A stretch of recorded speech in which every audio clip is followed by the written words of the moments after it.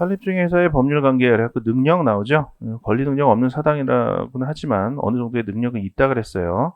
뭐 등기 능력, 예금 능력, 뭐 소송할 수 있는 소송 뭐 당사자 능력 뭐 다 있어요. 불법행위 능력도 있다고 봐요. 그래서 설립중개 회사 설립 단계에서 설립중개 회사가 불법행위를 하면 그건 설립중개 회사가 손해배상 책임을 부담하고, 그런 상태에서 회사 설립 등기가 돼버리면 얘가 부담하던 의무는 자연스럽게 설립 이후에 회사로 이전이 되죠. 그래서 설립 이후에 회사가 그 채무를, 손해배상 채무를 부담하게 된다, 이런 판례가 있어요. 발기인이 한 행위의 효력. 자, 이 단계에서 설립중개 회사가 있다 그랬죠. 그리고 발기인은 회사 설립 사무를 종사하는 사람이라 그랬지. 그래서 발기인은 설립중개 회사의 대표자로서 회사 설립 사무를 해요. 그러면은 그 발기인이 한 행위의 효력이 설립중개 회사에 귀속이 되는 거예요. 이거 방금 봤던 그 대리관계, 대표관계하고 똑같아요. 본인에 해당하는 설립중의 회사, 설립중의 A 회사, 그 다음에 대리관계 표시, 대표관계 표시해야 되죠. 대표관계, 대리관계. 이게 발기인 대표, 갑 도장 꽝, 이런 식으로 찍어서 법률 행위를 하면 발기인 대표 갑이 한 행위의 효력이 설립중개 회사에게 귀속이 되는 거예요. 아까 한 얘기들이랑 매칭이 되죠. 발기인은 회사 설립 사무에 종사하는 자다. 근데 얘네들이 한 행위의 효력은 설립중개 회사에게 귀속이 된다. 다시 말해서 발기인이 회사 설립을 위해서 한 행위에서 발생한 권리 의무는 설립중개 회사에게 귀속이 된다. 그러려면 그 방식을 어떻게 해야 되겠어요? 발기인이 설립중개 회사를 대표해서, 대표 기관으로서 행위를 해야 되겠죠. 대리관계 비슷하게 이렇게 행위를 하면 설립중개 회사에 귀속이 된다. 자, 근데 발기인의 행위가 설립중개 회사에게 귀속이 되려면 세 가지 요건이 충족이 돼야 돼요. 첫 번째, 두 번째, 세 번째. 우리 책에서 세 번째에 나오는 건데, 요거 뭐 당연한 거니까 요거 먼저 얘기를 할게. 우선 설립중 회사가 성립이 돼 있어야 돼요. 다시 말해서 정관이 작성되고 발기인이 한 주 이상을 인수한 이 시점, 이 시점 이후부터 발기인이 설립중 회사를 대표해서 한 행위만 설립중 회사에 귀속이 되는 거예요.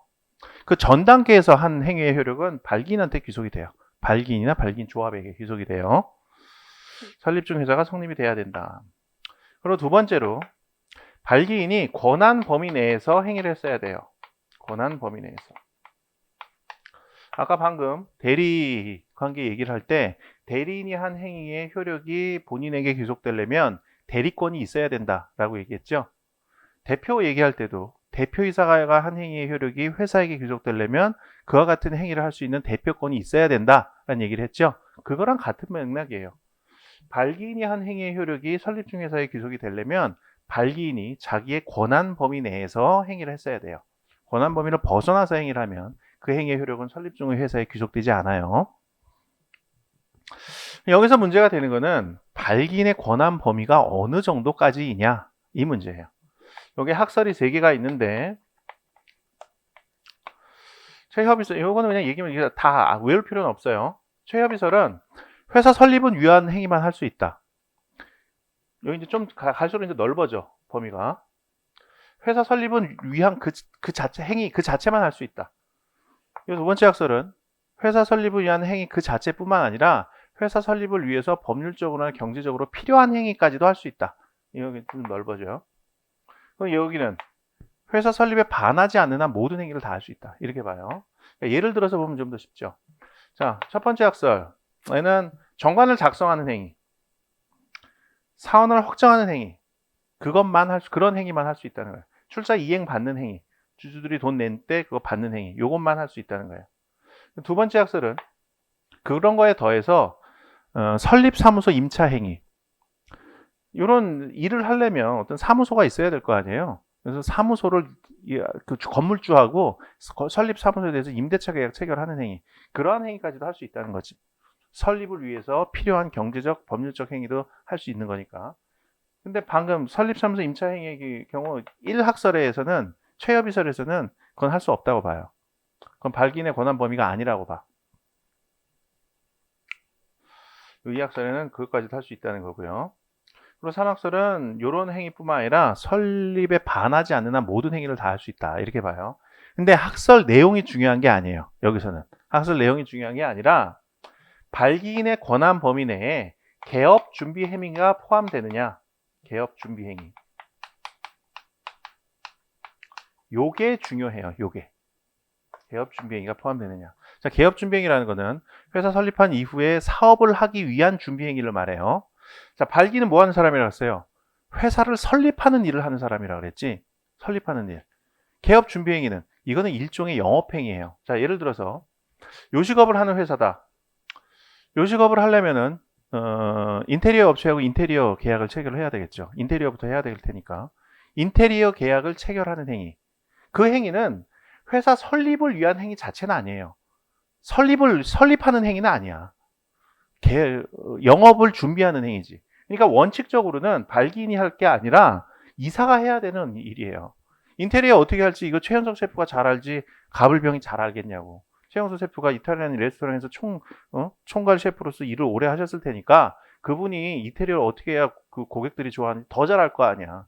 그러니까 최현석 셰프 이사진이 해야 될 일이라고 원칙적으로는.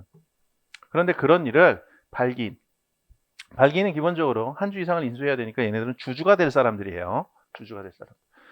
여기에 해당하는 사람들이야. 얘네들이 회사 설립 단계에서 개업 준비 행위를 할 수 있을 권한이 있느냐. 이게 더 중요해요. 1학설, 2학설에서는 그건 못한다고 보는데 3학설에서는 그것까지도 할 수 있다고 보죠. 근데 문제는 중요한 건 판례죠. 판례는 개업 준비 행위를 발기인이 할 수 있는 행위로 보느냐. 판례는 할 수 있다고 봐요. 개업 준비 행위도. 자, 이런 판례가 있어요. 운수업을 하려는 회사예요. 운수업을 하려는 회사. 운수업을 하려는 회사.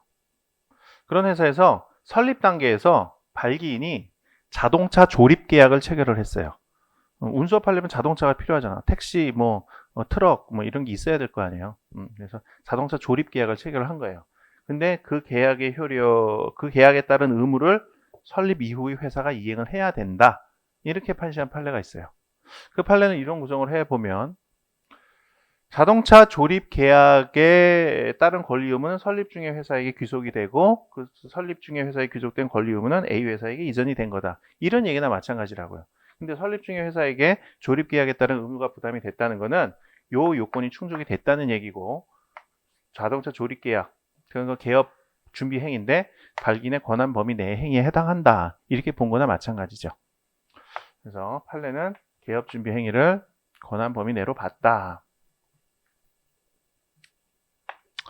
자, 그리고 권한 범위 내야 되고 그리고 행위를 할 때는 설립 중의 회사의 명의로 해야 돼요. 다시 말해서 요 형식을 갖춰서 해야 된다는 거야.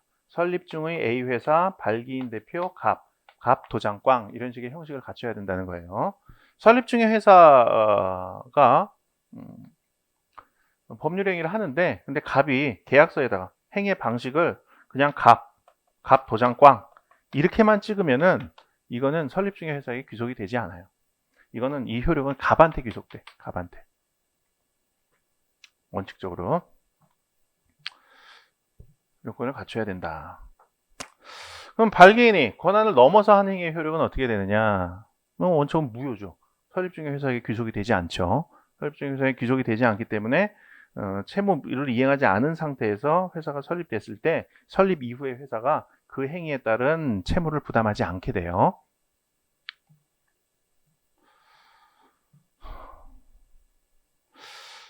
자, 그런데 여기서 지금 보시면은 권한 범위를 벗어난 발기인 행위의 효력 그래갖고 다수의 학설은 이건 정관에 기재하지 않은 재산인수의 추인하고 같이 본다 나와 있죠. 거기서 보자고요.